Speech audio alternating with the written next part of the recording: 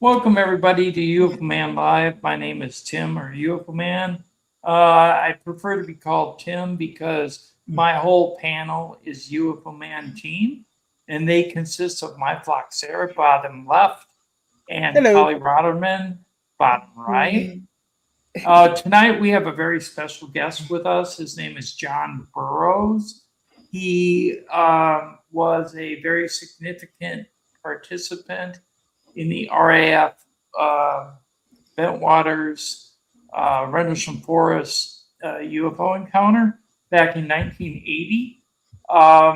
We are going to dig deep into his new book, which is Project Rendlesham, Crossing the Threshold from Military Encounter to the Reality of the Divine Field, Weaponizing UAP by John Burroughs and Toby Martinez. Toby is an employee at the Roswell Daily Record in Roswell, New Mexico, who I know personally, but he's not here this evening. So what we're going to do is give you a little download on John real quick before we have him come on. I can't talk. I'm sorry. I'm getting tongue tied. John, welcome to the panel. Okay, welcome. Thanks for having me on. Well, sir, we are just very excited to Yeah, have that's it. That's uh, it. yeah, like this is a honor. Thank you so much for your service. And we are so delighted because you were the first responder that day in 1980, together with your partner, Mr. Peniston. And so we would love to start with maybe just let's start with your background. Um, your siblings, your family, how, your childhood. Let's start there. I was born in Bloomington, Illinois. I lived my first, 18 years here. Graduated from high school. I have one sister, and I joined the military right out of high school to get out of Illinois. So it's kind of I played basketball, graduated from high school, nothing spectacular. Worked a little bit, after the basketball season before in between basketball seasons, my junior and senior year. So there was really nothing spectacular about my life. Just good old country boy from Illinois at the time. So, Was there a special reason why you got to the army or just I mean, the Air Force. Well, at the time in the '70s, I don't know what it was like. Well, again, I'm older than you guys most likely, or two of the three of you. But we were going through a really rough time. The economy wasn't in good shape. They were coming out of the Vietnam War. There wasn't a lot of jobs, so I actually did have a decent job, but I was ready to get out and see some of the world, and go somewhere, do something different than staying back in a small town in Illinois. So went down to the recruiter, signed up, and got in almost immediately, and went down and went through basic and tech school, and then got assigned to RAF Bentwaters and then got for my first assignment. wonderful? So take us to that day where you got this call about these strange lights and what happened. Well, actually, we were the ones that called it in. It was I've been there a year and a half, and it was Christmas night. We came on duty at 2300. We were working our last midnight shift, and we were on patrol. It was about 3 o'clock in the morning, 0300, or a little before that, my supervisor was new to the base, wanted to ride around a little bit to get to know me better because it was a slow night. So I met up with him. When it got in his vehicle, we started driving around doing our checks. And one of the checks was to go down by the East Gate, which is out on the perimeter on the flight line.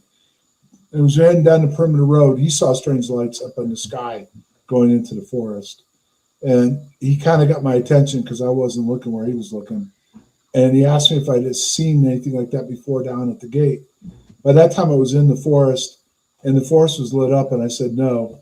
So we drove off, opened the back gate, went down to the end of the road, got out, and it just didn't seem right. There was static electricity in the air. It just didn't feel right. We were off base. We didn't let them know we were not off base. So we drove back up to the gate right away, got on the phone, tried to stay off the radio, and called it in to the desk.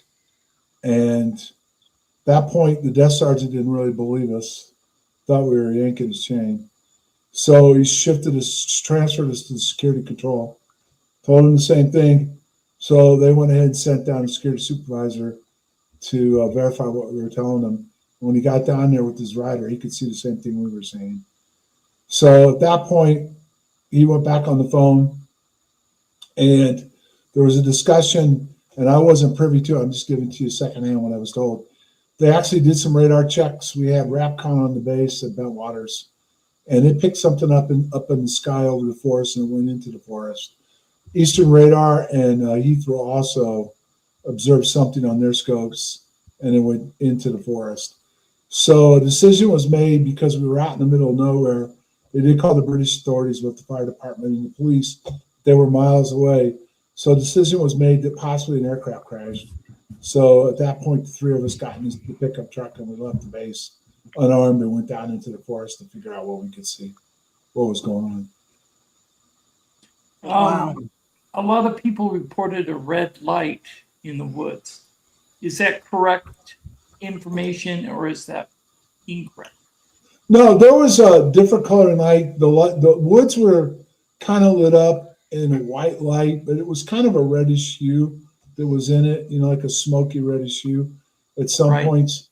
And inside of that was different coloring lighting. Like there was a red type of light in it. There were some blue lights, some green was in it. And so that's what we were observing at first. So once we went down, we left the base and we went down on a logging road, went as far as we could in the vehicle and got out. And then we started going towards the light. At one point, it seemed to play cat and mouse with us where we thought we were getting close to it. Then it was behind us, then it was back in front of us. But eventually, as we went through the forest, we came into an area where there was a berm. As we went up on top of the berm, that's when the light was in front of us, but it was kind of a duller. And then as we went up on the berm, it lit bright white light, and then we all hit the ground. And that's when everything changes. All three of us remember differently, remember what happened differently and everything else. Right. Is that when it changed into a triangular kind of vehicle? Well, I don't remember it that way. So that was one of the individuals that said all that, but I don't remember seeing it that way, neither does Ed. Neither one of us can verify that story. And what we remembered was getting close to it. Ed blacked out, he said, and then I remember it was there, then it dimmed, and then it got bright again and it left. And then the security supervisor, Peniston, said it was a triangular object, walked around it, saw glyphs, touched the glyphs, and had a download. So his story is completely different than Ed's and mine. So. Did you see there a white orb? No, it wasn't like a white orb. The orbs would have been blue, and the bigger one was the reddish colored one, which is what I drew on my statement. Did it look like an intelligent thing, kind of? It could track you or feel you, or? At the time, no. At the time, no. There was nothing that when I got close to it that I felt like it was communicating with me or anything like that at all. No. Well, the reason why we were asking is because it was playing cat and mouse with you. So it acted intelligent. Right, but you have to understand, you're throwing in stuff that was found out afterwards. We were living a moment that we weren't expecting, that it was Christmas night, it was our last midnight shift, and all of a sudden there were strange lights out there. And as we got closer, what we were seeing, we couldn't explain, you couldn't explain it. So therefore, it wasn't like we called it aliens, but there was nothing that we felt at that moment we could have. Oh no, I understand that. Yeah. Okay. But all this other stuff came out after the fact, where when we started investigating, or I did with another guy, where we uncovered what that area was all about. That area is actually British. Yeah, no, and I'm actually asking because I'm trying to, I recalled we had an interview with also an ex-veteran called John Mylor, and he expressed that they saw in the jungle also like a white orb. That's why I was asking if it was No, it kind of. wasn't. It wasn't like that. But Pennison did say he communicated with it. So, but as far as Ed never mentioned that to me ever. After the event, or I talked to him a few years later when we're putting the first book together, and he never mentioned feeling like he had a communications. He did say he blacked out. So and why then would you say you guys had different point of views or different images about what happened? Is well, that's this what like you have to the understand what a UAP instrument? is. You have to Is the understand what a UAP is. If you go to Project Condign, which is a declassified MOD report that they put together, Right. and in that report was part of the reason why I got my settlement. They stated that I was injured. We were exposed to UAP radiation. It explains that when you get close to this type of phenomenon, it will alter your perception, your memory, and everything else. right? So it actually explains why we each had different views of what we saw. And it has to do with the phenomenon itself and how it can manipulate you when you Do get you close think to it. is this also a matter of consciousness? Because not all of us are on the same state of consciousness and not on the same frequencies. So is this related also to our state of consciousness on those at the same point? Meaning, were you aware already of the UFO phenomenon before or previous to that experience? What were your thoughts about it? How did that change your consciousness? And what were your different states of consciousness of all the three of you, for example? Well, I'm going to give it to you straight. I was a 19-year-old, was it 20? This was 80. So, yeah, I was 20 years old. And the things I focused on was, I liked my work and I liked my off-duty time. So prior to any of this, no experiences with UFOs, which was what they were called at the time, or anything like that. No thoughts about UFOs, nothing like that. Neither your Right. parents talked about it. No, not at all. And then I can't speak for Ed or Peniston because I didn't live in the dorm. I lived up base. We didn't really talk about it much after the first night. Peniston got moved right away to the back office, so we never really talked about it. So I'm not really sure how it affected them. But at that moment, I didn't feel like I had a connection with anything. In fact, I didn't clarify it as a UFO. I mean, like an alien or something. It was just something that we saw that doesn't match up to what we know we have technology-wise. And what, and that was it. And trust me, if you've been in the military, I was in E3 like he was. And when you get told to shut up and color, you shut up and color. You salute and you move on. And I was told they get back to us if they need anything from us. Don't worry about it. Press on and go back to work. And I did. I left it alone. And it wasn't until after the News of the World story broke that my life changed. It was actually more dramatic since the event and what we found out and the health issues I had afterwards than the actual night that we went out there. But now remember, there was another night I went out there. So there was night one where we went out there. Night two, we went on break, and then a new flight took over midnight shift. They had some stuff go on that I'm only going to tell you secondhand because I found out about it when I went up on the desk on Saturday morning. Was they saw lights again. The shift commander and the flight chief went out there and had an encounter. It screwed with the shift commander's vehicle and shut it off. She freaked out and actually did get relieved of duty and did get sent out back to the States almost immediately. Because the third Wow. night, she was supposed to be the shift commander, and he wasn't.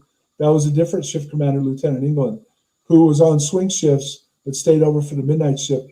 Is when Colonel Halt's team went out there. When they saw the lights, went to the base, Woodbridge base. They were having a party. Let the base Right. commander know. Then they all went out to the forest, and then that's when me and two other guys met up with them after they were already out there. And I went forward with another guy that was with the team, and we got really close to it this time. And I went into it and disappeared, and he saw me go into it and disappear. Wow. Do Wow. you have any memories of going into it? Neither night do I have any memories of getting what happened when we got close to it each night, but that's part of what the phenomenon can do. Right. Did It can you feel change your different? perception. But go ahead. Did you feel different afterwards? Like, did you realize I something didn't happened feel good. afterwards? I didn't really feel good after the event, or I felt kind of sluggish and didn't feel the greatest. But I mean, it wasn't until I got back to the States 6 months later when they found a heart issue, and then All right. and it went from there. As far as I know there were some interesting findings in, I think there was some skin tissue DNA or something that was taken from you. Am I right?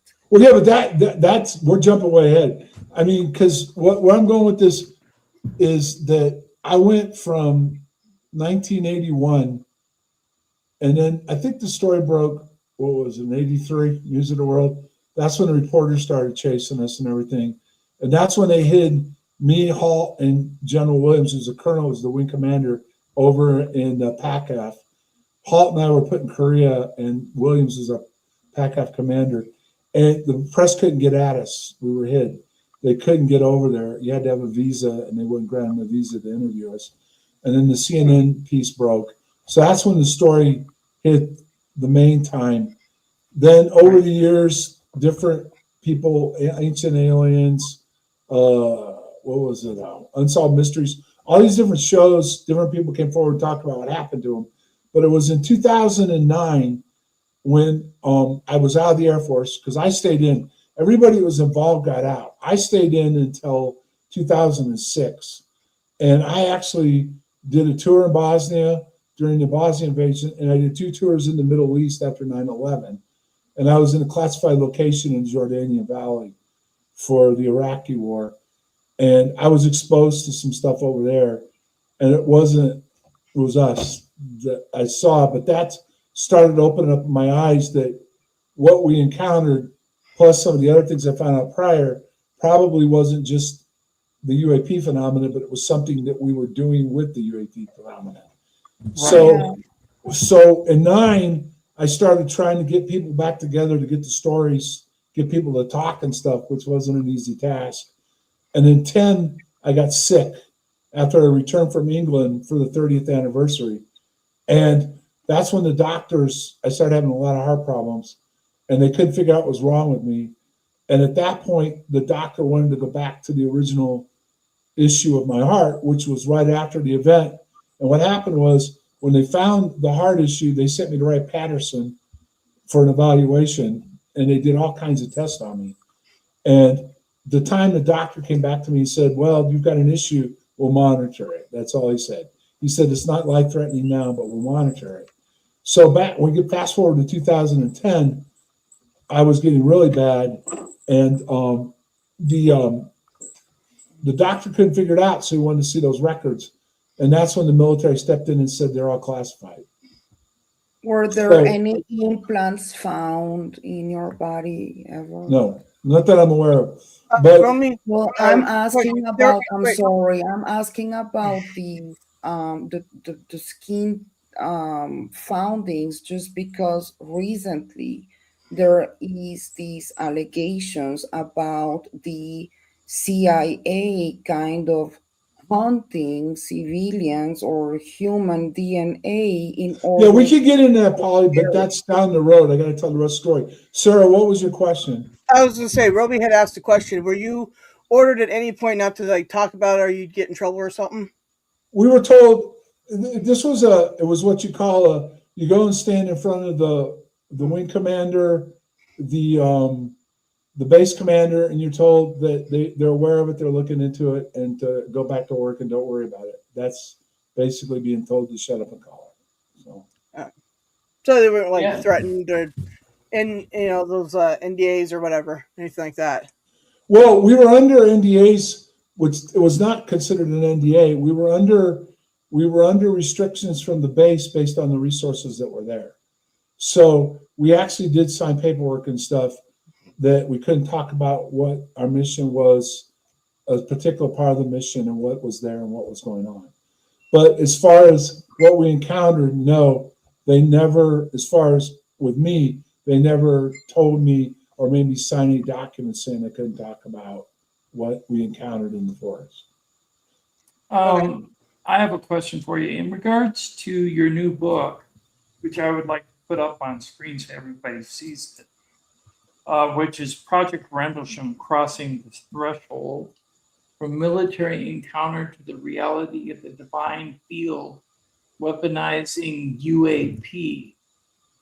What I want to ask about that, not the book per se, but the idea behind it, which is the weaponization of UAP. Hasn't that really been going on for quite a long time, since probably World War II or even before? Well, yeah, but you show me some pictures where we came on of a craft. A UAP is not a craft, okay? Right. It's No. not. It's an energy field, okay? And it's Right. intelligent. So when they first discovered the UAP was during World War II, and they were the Foo Fighters. Right. And that all started with radars. And the radars would affect frequencies and cause different issues. If you go back to the Roswell crash, 2 weeks before the incident took place, whatever happened, they put online the largest radar system the United States had. Down, it was a Right. triangular system they put online. They moved it from the East Coast because they were having issues, and they moved it down to Roswell. So when they Right. activated the system, they had the event take place a couple weeks after the system went online. So Yeah, I heard that. I heard that it interfered with the propulsion systems of But- whatever flew over. maybe or maybe not. I don't know, because you got all kinds of stories, whether it was a balloon, whether it was a craft. There's all Right. kinds of issues. But ultimately, whatever happened about 2 weeks after the radar systems went online. And Right. I know for a fact they're still having issues down there with UAPs. They're not having issues with craft. They're having issues with UAPs in that area. And there's a ranch down there that they're having a lot of issues with UAPs. So Yeah, I know of 2 ranches, but I think one's called Bradshaw and the other one Skinwalker. no, this is a ranch in New Mexico. Oh, in New Mexico. This is separate from Skinwalker Ranch and Bradshaw, and I've been on both. And I've had Okay. UAP Oh, wow. acts. I've had UAP stuff happen in both locations when I was there. Wow. Where I live right now, John, I invested in a Psionics Aurora Black infrared night vision camera, and I have picked up objects that change shape and project infrared light beams on the top of 60-foot pine trees from at least 1,000-foot elevation, because I have a GPS on my camera, and they make absolutely no sound. So whatever they are, if they're UAP, that's interesting, but they're showing signs of intelligent intent rather than like an anomalous event. So you're saying UAP are pretty much anomalous events? I'm not sure what the government claims they are, but it's different. I can tell you a UAP that's been introduced now is different than the nuts and bolts, craft that they used Right. to put on TV. I mean, all you have to do is go to Mirage Man, and Christopher Green, who was CIA, said Right. that what we've been fed over the years is not what it is and not what's going on. And that when the truth comes out, it won't be like they're coming to eat us or anything like that. Right. And they right now the narrative they're driving is towards what UAPs are and how it's affecting us. And when the vice president said about 3 weeks ago they're demons, that opens up a whole can of worms. And this new Spielberg, somebody's seen the Spielberg movie, and it's going to be partly into that area. So Right. somebody just asked if I got 100% for my UAP encounter. Yes, I did. I did get 100% for my UAP encounter. And the other guy that was with me on the third night also has been compensated. So there's 2 of us that had this encounter that the VA has acknowledged we were injured in the line of duty during that event. So I have to say this to you. We interviewed Daryl Sims recently, and he actually came out and said that his son and himself, individual encounters, had 3 grays walk through the wall, and then 5 horrific-looking creatures behind them. Those 5 horrific creatures, he said he couldn't describe because they were so traumatic. I thought later on in the interview about what he said, and I came out and I asked him, I said, due to the narrative going on within the government concerning demonic nature of the phenomenon, do you believe that these 5 are demonic? He said, absolutely. So I don't know if that's the truth or not. Well, but because the problem that's going on right now is the narrative is being driven this way since 2017. And that was when the New York Times article came out. Hillary Clinton went on TV, I think it's 16, said it's a new nomenclature, call it UAPs. They're driving the narrative to a different area than nuts and bolts UFOs, okay? But then they'll come back and say that there has been recovered crafts, but then they go back to this metamaterial that supposedly is real, that I know a lot about. And the thing is that they're going back and forth on this, but ultimately they're trying to drive the narrative. And when you go demonic is if you go into the Bible, which is something that Enoch and Jubilee were taken out of the Bible. And they discuss the fallen angels that come down and mate with whatever stage we were in humanity. Right, and become and create the Nephilim. Right. But the thing, they created the giants, but remember, the females weren't giants. So they created a bloodline. They created a new bloodline.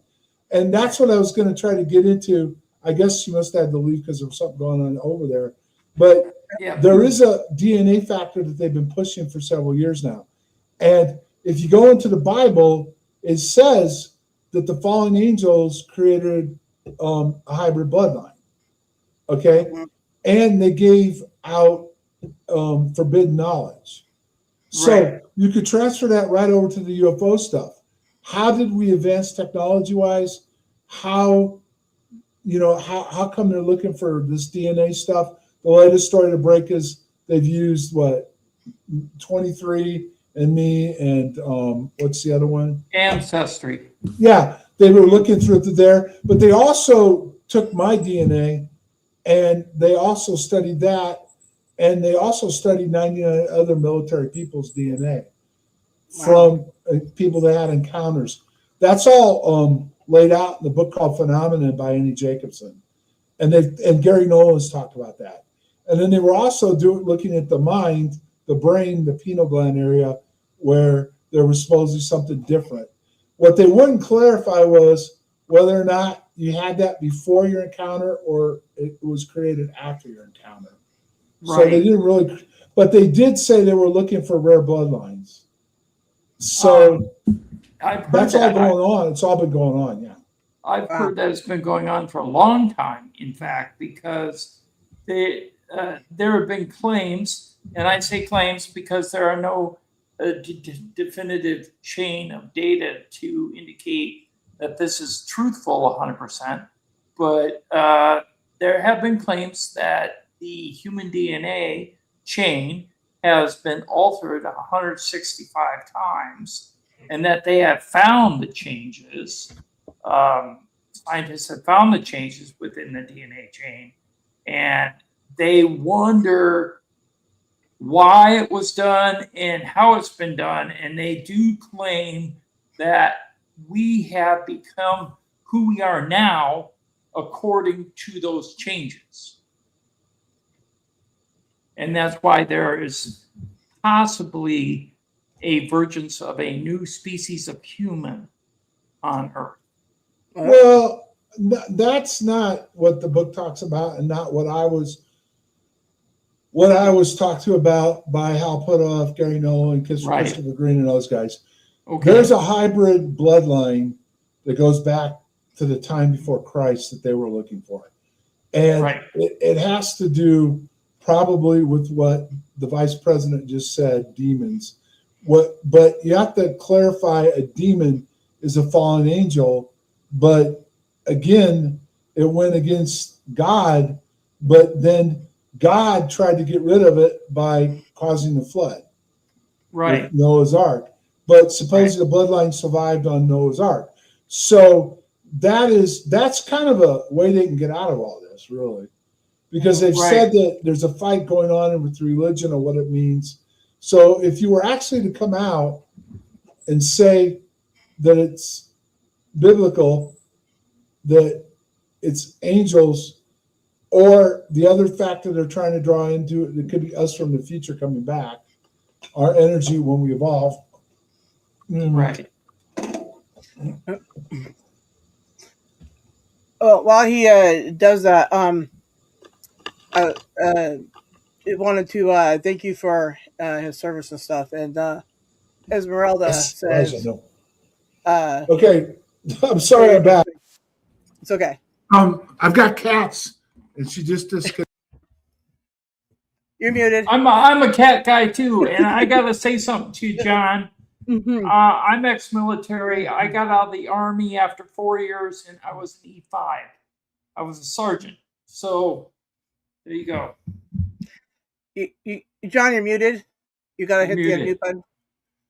Yeah. Okay. All right, we're back. Hopefully we'll leave it alone. But there's two different theories on the bloodlines that I was told about. Again, we'll see how they play this out. There definitely is something going on right now with this. Obviously, besides the fact that they're talking about it, Trump's talking about it, files are being released. The group that's been behind this since 2017 is on TV everywhere talking about it.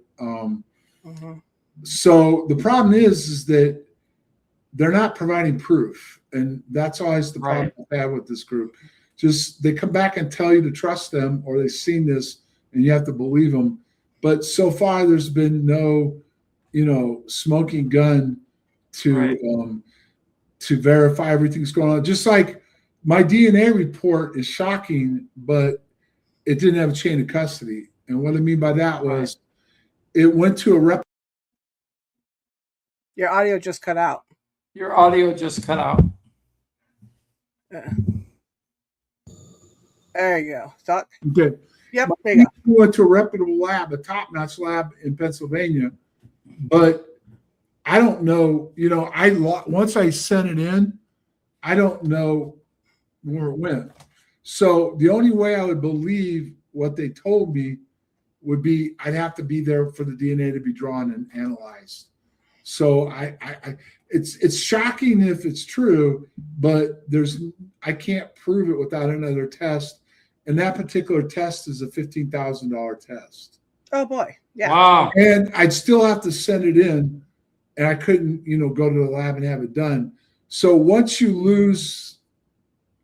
it goes out of your hands, you lose track of it. I don't trust anything. I'm a cop for 27 years. So You're right. Yeah. Right. So you can't trust the results, right? Well, they're not. You have to verify. Right. So if I took another test where it was from beginning to end, I kept track of my DNA and that's what it showed, then I would believe it. But without verification, I won't. Plus, the interesting thing was the very first test they wanted to run on me was blood. and I refused. But they got that during my surgery. So when they did my surgery, the DOD got my blood and tissue. So then they came back and wanted me to do the saliva test.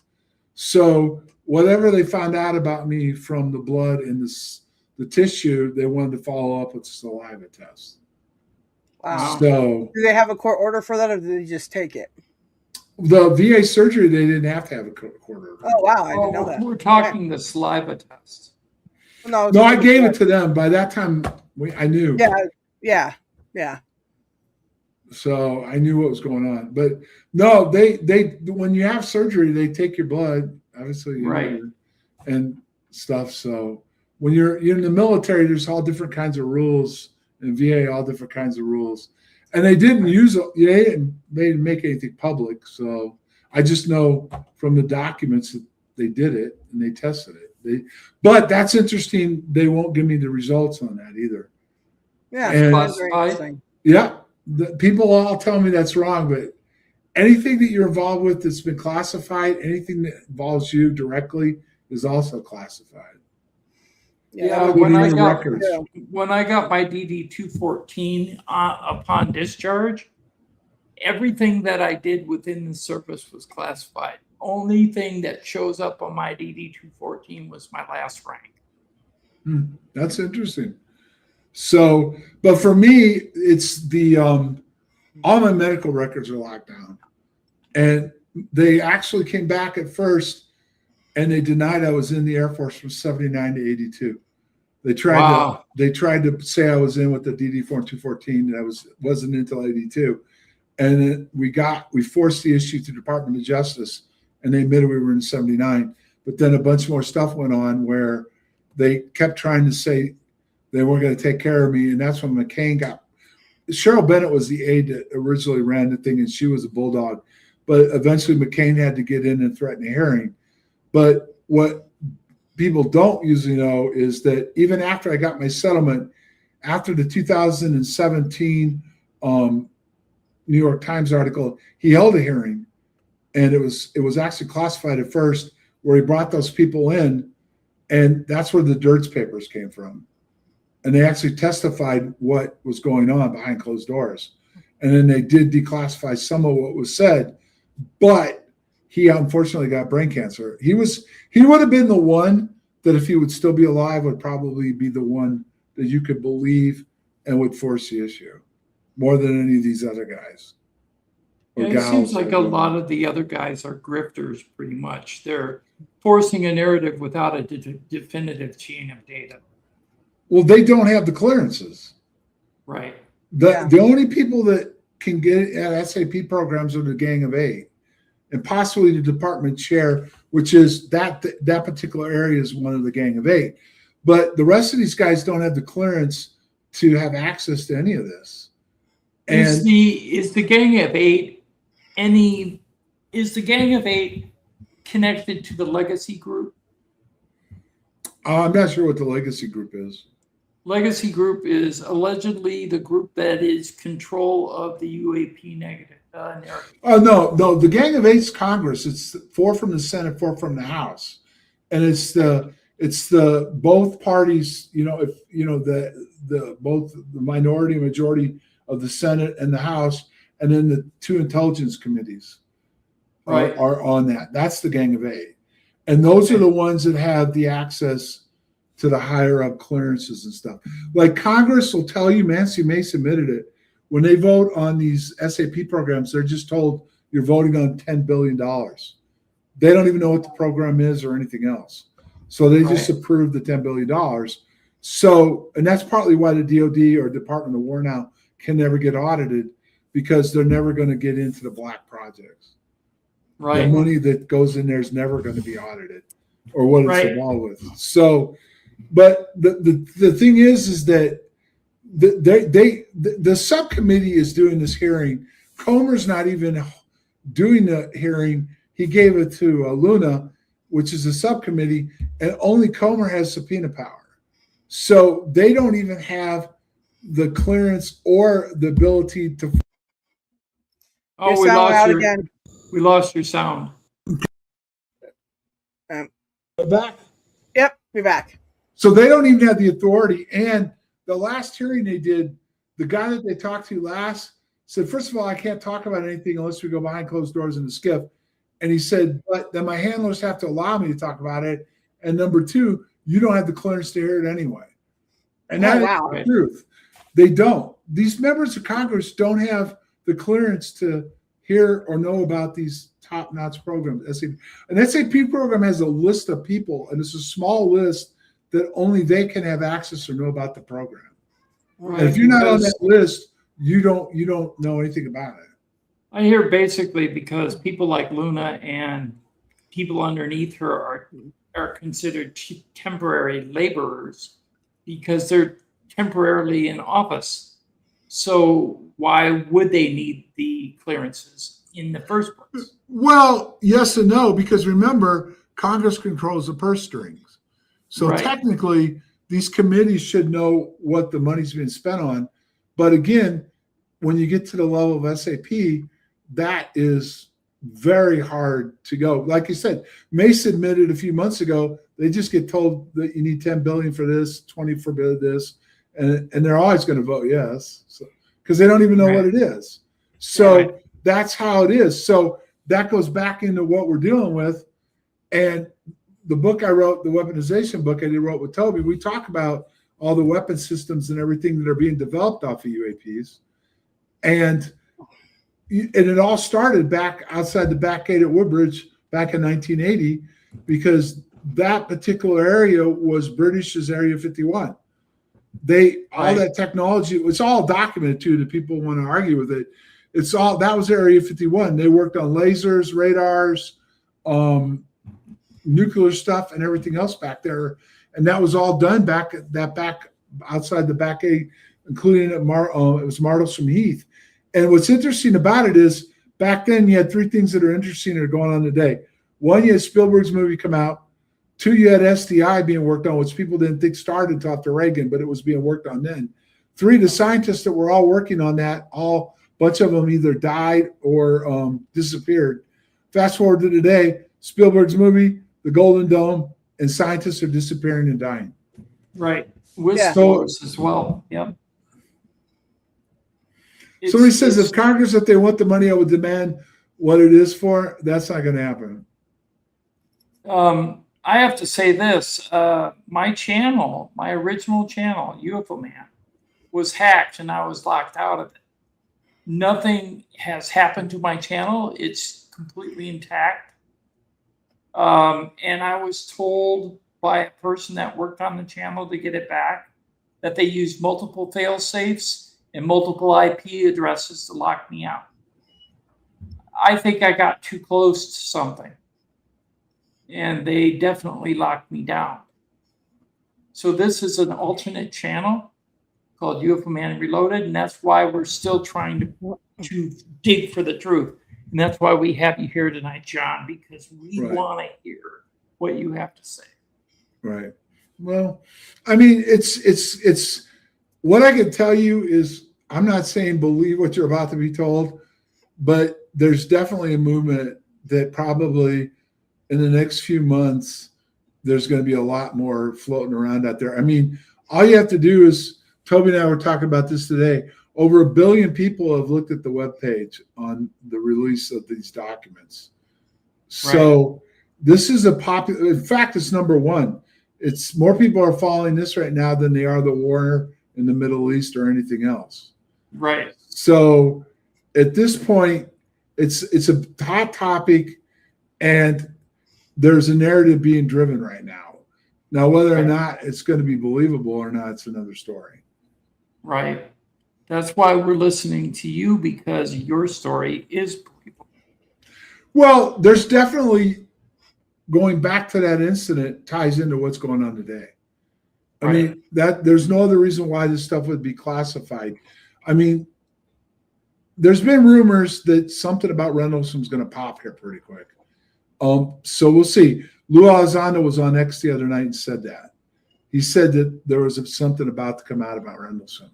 So we'll see if it does.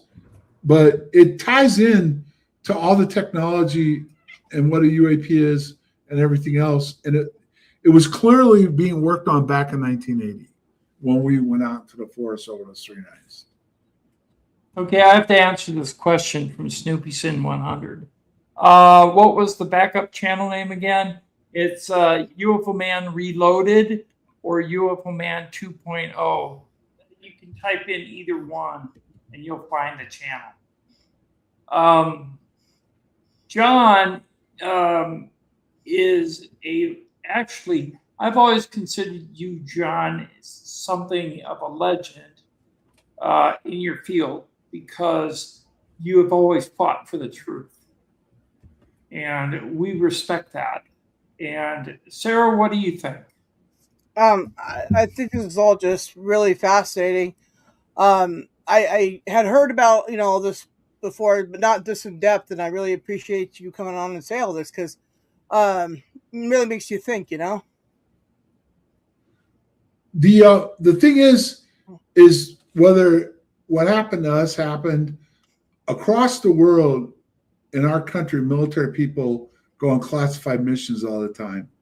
Right. Okay. And by no means am I saying what happened to us in those 3 nights was classified mission. From our end, it was classified on what they were doing. But people either walk into things like we did or are involved in missions to get injured. And if you go even back to the Havana syndrome, the guys are now getting compensated, some of them for their injuries, but the government's still poo-pooing that. There's still 60 Minutes just did a piece on that, where they've now started to take care of them, but they're trying to say that isn't what happened to them. So the people in the military and people that work in the government need to be taken care of when they're involved in something the government doesn't want out. Exactly. That's what McCain was working on too. He was working on an avenue where if you had something happen to you, you could go to an area where they would be allowed to understand what it was, treat you. You may not be able to talk about it. You may be locked down on it, but that you could get care. But that isn't what goes on. People are getting injured all the time by different things. And that's one of the things that I pushed hard at Congress, because they actually asked me to come up and testify. They asked me to meet with the Aero Committee and the Gang of Eight.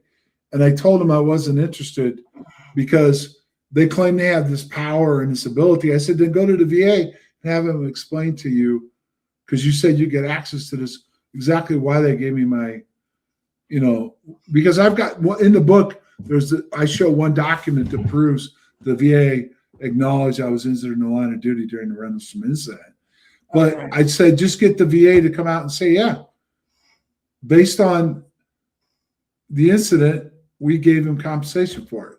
And either they haven't tried or they were told not to pursue it further. So that's one of the reasons why I've never gone up there to talk to him about it. Because all you're hearing right now, and I'm not saying don't believe everything you hear, but just all you're hearing right now is people telling you they saw this, there's that. But there's been no proof that substantiates what they're saying is going on. And what I mean by that, recovered bodies, craft, and that kind of stuff.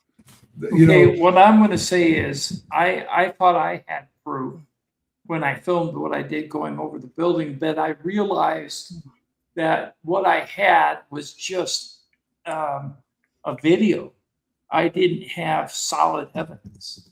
I didn't have, like some type of metamaterial or slag that fell to the ground. I didn't have any markings. I didn't have any type of event that happened like you had in the woods. I didn't have any type of physical hands-on evidence at all. So all I had was a video. Right, but in a video can be, broke down however you want to. And when we went up to Skinwalker, we went out there, we had all kinds of stuff happen. The interesting thing was I used to make fun of people when they say, their equipment got shut down and all that other stuff. When Toby and I were out there that night with the equipment, all the batteries got drained. Everything got shut down. So, and there was something flying around out there. And up in up there at Bradshaw Ranch, about 2 hours worth of crazy stuff happened a few years ago when I was out there one night. So there's definitely something out there. It's intelligent in nature. The government's been aware of it for a long time. They're studying it. It clearly, I do believe now, I can understand why there's a problem with the biblical stuff. Oh, yeah. Because, Yeah. I mean, that's going to cause an issue. And so I understand that. And the other factor, whether people like it or not, two things. I don't think we're ready for it anyway. But number two, I mean, right now, go down to weapon systems that we have that we're utilizing right now. You know they exist, but you don't know how they work. Right. You don't Yeah. know where they came from and everything else. Right. And that's basically what is going on with UAPs. Right. I mean, they pretty much have confirmed now there's something out there, but they're not going to tell you. They're not going to tell you what it is, or they're not going to give up what they know, especially for our adversaries in China and Russia. Even you could throw India, any of these other countries out there, even though some of them are allies, they still want the advantage technically wise. So I have to say that even though I have the video, it did show some a nature of the object that I found to be interesting when it changed shape 5 times. And to me, that's indicative of something we don't have. But then again, I can't prove that. oh no, we have the ability to do that. We have the ability to morph craft. Yes, we do. It's Wow. It's multiplying frequencies. That's what I'm telling you. When we went out in the fields and we saw what we saw, we couldn't explain it, but through declassified documents, and we've got it in the book and everything else, everything that was going on out there, we had the technology at that moment to create those effects. And that was in Wow. 1980. Now, fast forward to today with quantum online and the frequencies and the generation power that we have and the new generators that we have, all that stuff can be created. Wow. So what I could have seen could have been man-made. Well, where do you live? I mean, I live in Lewiston, Minnesota. It's a small town in the middle of nowhere. do It's a you rural live, community. do you live by any military bases or anything like that? No. Okay. Is there a known area? Is that a known area to have that kind of activity? I didn't think so until I started filming the night sky. Right. And it depends on the equipment. That's part of the reason why they've gotten to understand it better, because our advancement, in our ability to track our tracking systems, the scanner systems and stuff, all that's changed everything. The computing system and everything, and how the sensors and all work and stuff. So a lot of stuff that they didn't even know existed, it was there. So the odds are pretty good that probably was natural, because there's both. But we can create those things. Wow, that's impressive. Yeah, I did not know that. Go ahead, Sarah. I was gonna say I'm by a bunch of military bases out here, by Pendleton, March Air Force Base, the Navy stuff out there, whatever it's called. I can't think of what it's called right now, but yeah. And I last year I was filming a fire, and a UFO just went right past the fire. I didn't expect to catch it. That was crazy. So yeah, I know that being around the military bases increases your odds of seeing stuff. Well, it does, because there's radar systems there too. But the area out there where you're at, it's hot, is Edwards, Skunt Works, and then Catalina Island. Yeah. But they no longer need those areas, because back then they had to have the size of equipment and the energy to generate that required that type of systems. They now have the ability to do it in very small, compact in a vehicle. Right. They can create it with the radar system and the energy source and everything in a small vehicle. So I actually saw the movie Tear in the Sky by Caroline Corey, and she actually and her crew filmed something outside Catalina Island in the sky that looked like a portal with a bunch of white UAP coming out of it. mm-hmm. I don't know if you saw that or not. No. But it actually looked like Tic Tacs coming out of it. And recently, someone in the know admitted to the fact that Tic Tacs are man-made? Well, it's starting to come out that they are, and yeah, they've got the technology to do that. They do. I mean, that's why when they first started this whole thing, that I knew that they had the ability to do that. So that's why a lot of this stuff is Do us. they have portal technology?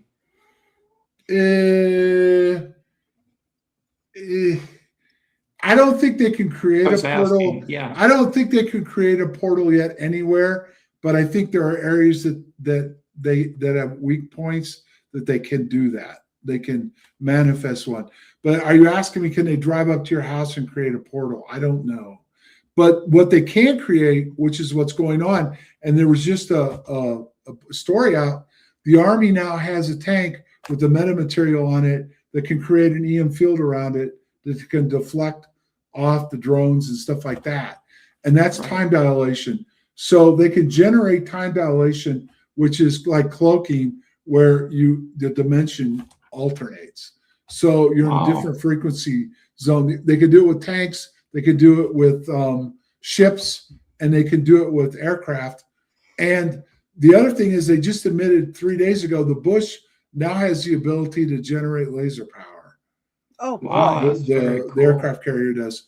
And DARPA is working on the ability for each soldier to have a handheld device that they can actually generate a field around them. This is all declassified documents. This is all real stuff. This is not conspiracy or made up, or stuff like that. These are all things, if you go online and research, and you'll find this stuff. And DARPA's way ahead. they are. And the Office of Net Assessment, which was the book before, we wrote about that. They were deep into this stuff. And the interesting thing was, most people didn't know about it. This is no lie. As soon as we put the book out, they shut the Office of Net Assessment down. Oh boy. Wow. Because you can't do FOIA with them now. It doesn't exist anymore. Oh, Right. there you go. That's how they get that. So there's a lot of things going on. I'm just telling you. The excuses I've heard is because it's in the private sector and it's all compartmentalized. Well, no, they have. Most of it has been moved out to the contract companies. That is true. And that was going on in 1980. In fact, I have a FOIA that we talk about in both books, but this latest one, Rendlesham from Crossing the Thresholds, where the MOD admitted to me in writing that they were creating technology off of UAPs. Well, I've heard that the cell phone crystal screen technology is directly related to reverse engineering. I don't know. I know that what I'm aware of is in the book. We talk about the stealth, the lasers, right? The military applications. The military applications, yes. I'm going to say that I do know that night vision that's used by the military was developed as reverse engineered from an alien crash, supposedly, and a couple other things. But in regards to most things, I don't think we'll ever know. Well, I guess here's the defining moment in history.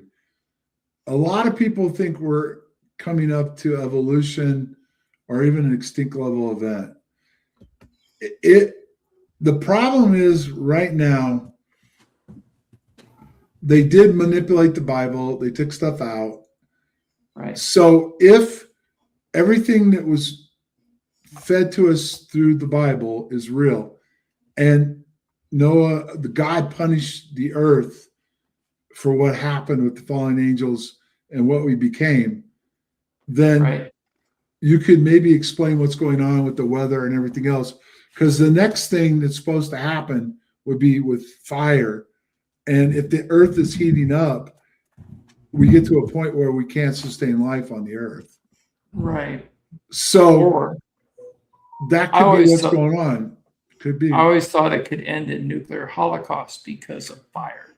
I don't think so, because being from the military for 27 years and being where I was and what I saw, all these different countries, except maybe Iran, that may be truthful. Those mullahs were that crazy. Most people understand that you're not going to survive. And Right. there's very few people that just want to die. So if you start something, you're going to die too. So most people don't want to die. So it's just been one of those. Yeah, the MAD, mutually Yeah. assured Yeah, destruction. but Iran was those mullahs were a little crazy, and so that could have been a defining moment. But I don't think it'll come from a nuclear event. I think it'll come. I think this is. I'm really sitting back. Usually, I have my microwave popcorn. I've got my movie theater popcorn now because this is about to get really interesting, in my opinion. Now, I agree. what to believe or not to believe is going to be the hard part. Right. Yeah. My point. Well, Um, about believing things is it's got to be what makes sense to you, and also keep an open mind. And if something changes, don't be afraid to change with it. You know what I mean? It's how we have to handle these things, because what's about to come out, I agree, is about to be crazy. Well, the problem is I said this was something I felt 15, 20 years ago. I used to have discussions with different people when I was trying to research this stuff, that if there is something going to happen again, biblical, humanity, the people in charge are probably arrogant enough to think they can manipulate it and control it and stop it. And Right. if they want to manipulate us and control us, all you have to do is go back to COVID, and it shows you how easily society can be manipulated. Oh yeah. And 9/11 too. So if you look at all the things that have happened since 2001, it wouldn't be that hard to create something to try to manipulate society to try to overcome whatever they feel is about to happen or could happen. right. Yeah. And a lot of technologies that people wish we had, we really might already have. I mean, Rick Doty supposedly stated the other day that we've had time travel since the 80s. Now, I don't know if I believe him or not, but if we do have it, it's technologies that are being suppressed. Well, yeah, they've suppressed a lot of things. I mean, the stealth fighter was around for a decade before they admitted it existed. And Right. the only reason why they gave that up was because something else crashed, and they gave up the stealth fighter to keep what's crashed out in the desert from being looked at more deeply. And that was a whole different weapon system. So Right. yeah, they hide stuff all the time. I know Rick, no proof. That's the problem I have. That's Everything what in I the have two with books, him, too. no, but it's not just him, it's all of them. Everything in the book, the last two books Toby and I've written, we sourced. It's proven. This technology is Right. real. This is what it does. This is what happens. This is what happened to me in the book. The second book, I've got emails from all the main players, the government itself, Congress, what they. Your audio went out again. You're still out. You're back. You're back. You're back. This latest book, I have all the emails and interactions I've had. Hal Puthoff, Kit Green, Gary Nolan, Congress, and everything else. So everything that we talk about in these last two books is proven, and You it's have chain of data. including the fact that Adrian and I were both injured, and we have proof that the government admitted we were injured in that incident, and that incident was labeled a UAP incident. So Right. that's all real, but all this other stuff, they haven't proven it. Right. Were you the first one to get coverage through Yeah. the U.S. government? That's been declared. Okay. And what I mean by that is I can't say there's not somebody else out there that had something happen and they were taken care of. What I can say is I was told by people inside government that our incident never should have gotten out, but it did. And that's partly the reason why, the things happened the way it did with me, because there's a lot of things that go on that people aren't aware of. And so there could be somebody else or a group of individuals or something that have been injured or had encounters that have gotten some kind of care. I mean, you could just go back to the Havana syndrome, which ties into this, and some of those people are getting taken care of. Right. So- have you ever felt threatened by those in the know concerning what you know and what you have talked about? I didn't really feel threatened directly, but I was, not this book, but the book before this. When we talked about the net assessment, I did get some negative feedback that I crossed the line. So that net assessment office, they did not want to be expanded like that. You know what I mean? Right. So, well, the guy just said the disability board for the VA is complicated. I got full compensation in 2.5 years from beginning to end. And that was from an incident that took place in 1980. So they're right. It is very complicated, but mine was taken care of that quick. So That's very good. Sarah, do you have any last comments for John? I just really want to say thank you for coming. I really just I'm trying to take this all in. This is way more than I thought it was going to be tonight, and I really enjoyed this. Thank you very much. read the book, Sarah. If you're blown away by this, the book will blow you away. You can get it online on Kindle for $1.99. All right, cool. Yeah, Thank you. we're both going to get it, and Right. maybe once we both read it a couple of times, then we'll have you back and discuss. it Well, more that I in will depth. tell you this. Even Colonel Halt read it and said he agreed with it, but it took him 2 times to go through it because of the technical stuff that's in it. I'm just telling you, everything in it is provable. There's none of this, Okay. well, we have this technology, but I can't talk about it, or we can't go into detail, and there's no evidence that we have it. Just trust me. Everything we Right. talk about, we go back in history and go forward about how this technology has evolved through UAPs, how it affected me, how it affects government, and what's going on. Right. I was going to ask you that that short intro that you made called "Learn the Truth" about your book. Is it okay if we play it?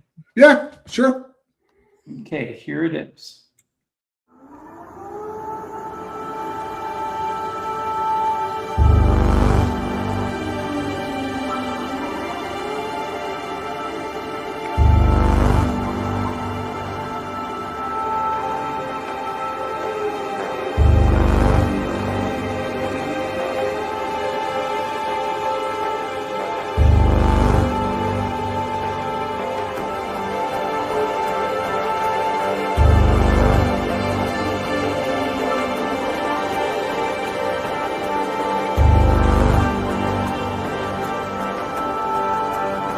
North.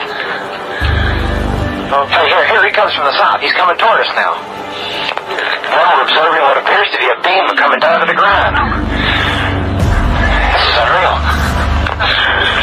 330, 330, and the objects are still in the sky, although the one to the south looks like it's losing a little bit of altitude. We're turning around and heading back toward the base. The object to the south is still beaming down lights to the ground. Okay, Wow. that's one book that's available by John, but the newest book that's available by John and Toby Martinez from the Roswell Daily Record is this book here, Project Rendlesham: Crossing the Threshold. It is available on Amazon. Please go over there and pick up a copy and read it and let us know what you think in the comments of this show posted on YouTube. We're also going to send the link to John, so if he has a place to post it, he can post it as well. No problem. I'll put it on my Facebook page. So Okay, Cool. sounds good to us. okay. I want to thank you very much, John, for being here tonight. Thanks for Yes, being our thank you. guest, Thanks for having me on. for being so gracious with your information. Right, I and really stay tuned, folks. Get your popcorn or whatever you like to eat as a snack. Because yeah, I think it's going to be a magic carpet ride between now and the fall. And yep. let's see what Yeah. goes down. I mean, again, like I said, it shocked me today when I found out over 1 billion people are following this right now. Oh wow, yeah. Yep. A It's billion true. people have looked at the webpage. That's how much interest is in this. So Right. It's actually grown because before they started releasing the files, um, it seemed like people had become jaded, like they had lost interest since 2017. well, So that's just because they provide no evidence. right, exactly. And again, I always sound like a negative Nelly, but you can only go so long with trust me. This is what I know. This is what I've seen. This is what's going Right. on, and provide no proof before people start to lose interest. There's Right, got to exactly. be hardcore proof to back up what you're saying, especially when it's that they're making this so hyperbolic, so big, so Right. huge, and so it'll affect mankind so boldly. Then show some proof. Stop teasing us. Give us the meat and potatoes. Yes, Right. agreed. We agree with you. Thanks, Uh, guys. we want to thank Yeah. everybody who participated online, everybody who participated in the chat, and we want to say thank you very much, and we'll see you next week. Take care. Pinnacle of Earth, do not fear us. We are only here to help you ascend to a higher frequency. When you do, you will become one with our intergalactic community.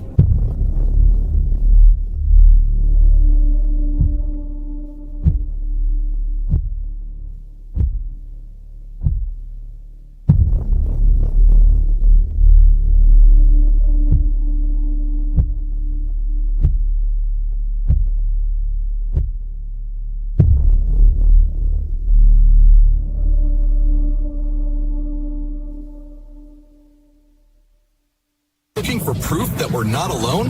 Welcome to UFO Man Reloaded, your one stop for all your UFO needs. Hit subscribe and join the mission.